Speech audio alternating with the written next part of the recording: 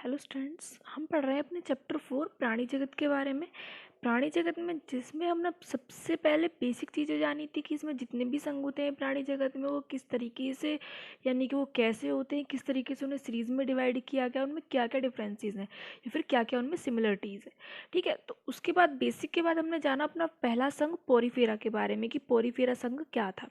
तो इसमें हमने जान लिया था कि ये पोरीफेरा जो संघ होता है इसको सामान्यतः स्पंज कहा जाता है, और ये क्या होती है, समुद्री और लवणीय जल होते हैं। और इसका एग्जाम्पल हमने देखा था साइकन था।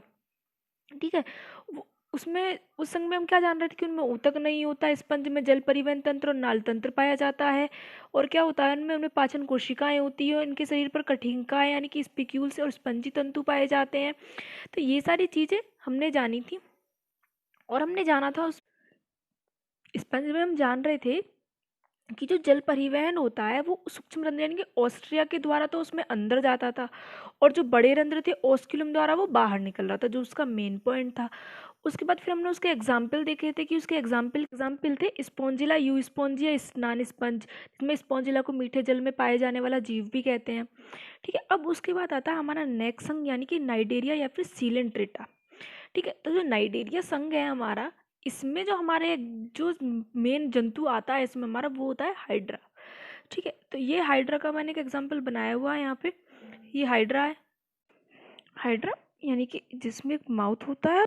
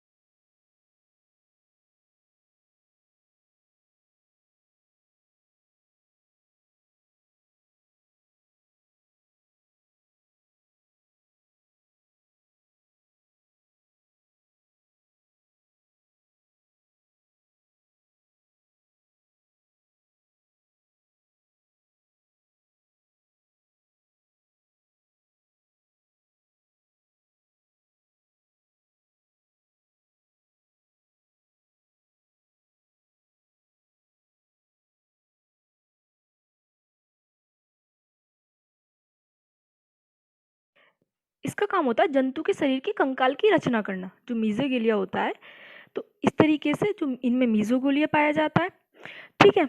और इन प्राणियों में केंद्रीय जठर संवहनी गुहा, गैस्ट्रोवेस्कुलर कैविटी, जो हम डायग्राम में देख रहे थे, पाई जाती है, क्यों, जो कि हाइपोस्टोम पर उपस्थित मुख द्वारा खुलती है। जो हाइपोस्टोम होता है यानी कि मेन जो होता है मुख, उस पर खुलती है ये। और इनमें अंत्यकोशिकीय तथा अंतराकोशिकीय दोनों प्रकार का पाचन पाया जाता है, यानी कि इंटरसेलुलर भी और इंट्रासेलुलर भी। जो क्या होता है कि बाहर से भी अपना पाचन करते हैं और अंदर से भी अपना पाचन करते हैं। बॉडी के बाहर से भी कर सकते हैं, बॉडी के अंदर से भी पाचन कर सकते हैं, ठीक है। इनमें कुछ सदस्य जैसे कि कोरल, प्रवाल, मूंगा, मूंगा आपने सुना होगा, मूंगा एक रत्न होता है जो कैल्शियम कार्बोनेट का बना हुआ होता है, वो इसमें ही कुछ सदस्य पाए जाते हैं संगनाइडेरिया में, उन्हीं के द्वारा, उन्हीं के कंकाल पर पाया जाता है ये।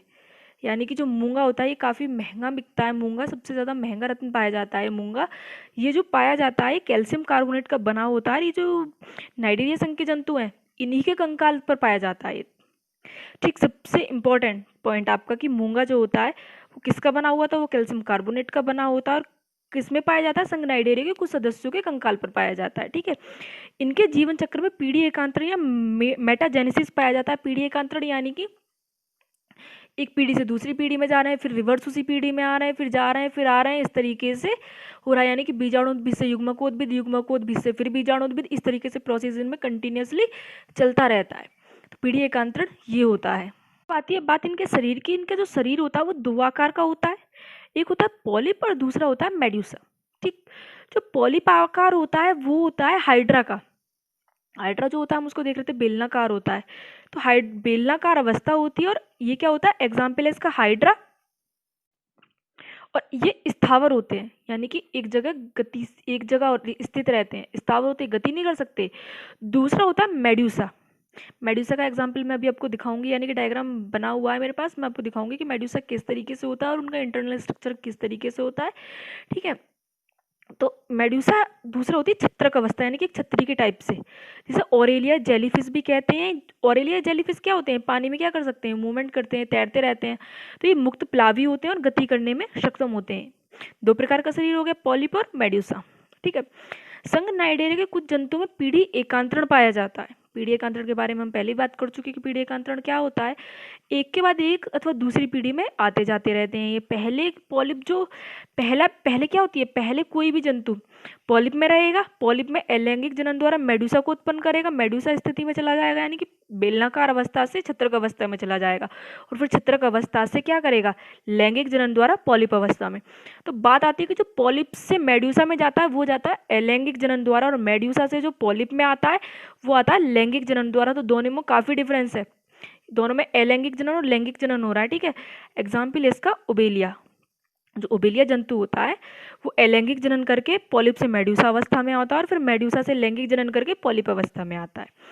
इनके मुख के पास संस्पर्शक यानी कि टेंटिकल्स पाए जाते हैं। इनमें परिसंचरण तंत्र होता है, जो श्वसन तंत्र आदि नहीं पाए जाते।